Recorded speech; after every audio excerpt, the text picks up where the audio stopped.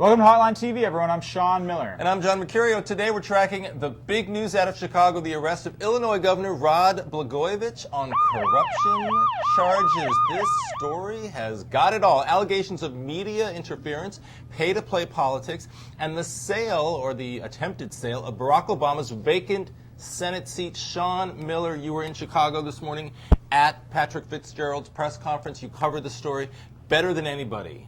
What's the latest?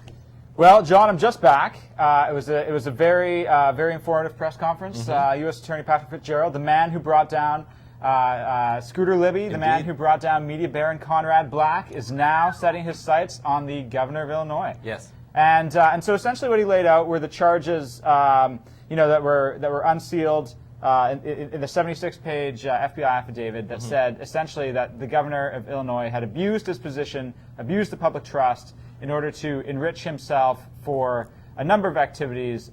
One of those was the appointment of Obama's successor. Unbelievable stuff. Unbelievable stuff. So what happens next? I mean, obviously, the big story, you're right, there are several different issues. There's the Children's Hospital where he tried to renege on a grant because he wasn't going to get a $50,000 contribution. So many different parts of this, these allegations. But the big one, of course, the Senate seat. What's going to happen now to the Senate seat? Blagojevich is still governor today, as of right now, as of this second. He is still governor.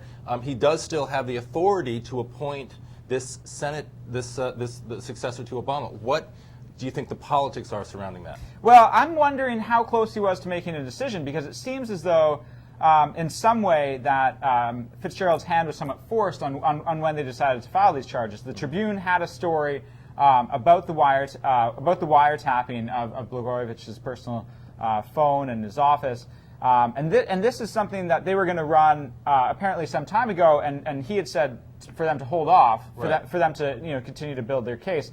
So I'm wondering if the charges came down now in order to prevent what they saw as being damage to the U.S. Senate, damage done to the to the state of Illinois. If he were to appoint someone who had appointed his wife to a board per se. So I'm wondering how close he is. If he resigns today, then it's the Lieutenant Governor of Illinois, Quinn's decision. Also a Democrat. Also a Democrat.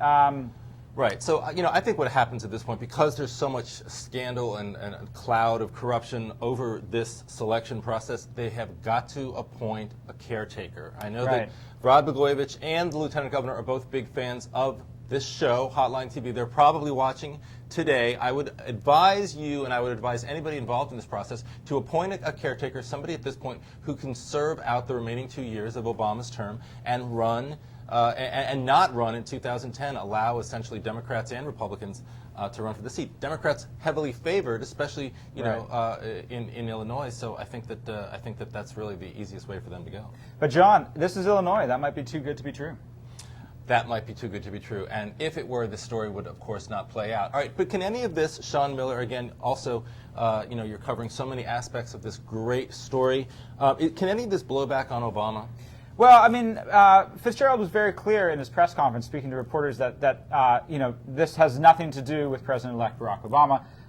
He is not named specifically. One of his advisors is named in the charges that were unsealed, but he is not. It's generally assumed that he had really nothing to do with what was happening. Who's the advisor? Whose name?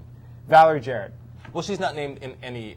She is named as Senate candidate one. Okay, it's assumed that she is Senate candidate. She's not, but she's not named. No. As any wrong, because she's a big fan of the show. I don't want her to think that we're alleging or accusing her of any wrongdoing at this point. Well, you'd think that Obama was in some way being accused of wrongdoing if you watched Fox News, because over the entire press conference of Patrick Fitzgerald, they ran a photo montage of Blagojevich and Obama. It was like a retrospective on this close and enduring friendship.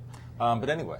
John, I might add one last thing, though. We should note that Governor Rod Blagojevich is innocent until proven guilty, and oh, Sean, he might actually beat these charges. You never know. Innocent till proven guilty. I think what will be interesting to see how the case plays out, because Governor Blagojevich's defense will be this is simply political horse trading. Tell that to Elliot Spitzer. All right, that's all the time we have for today on Hotline TV. Until next time, I'm John Mercurio. And I'm Sean Miller. See you next time.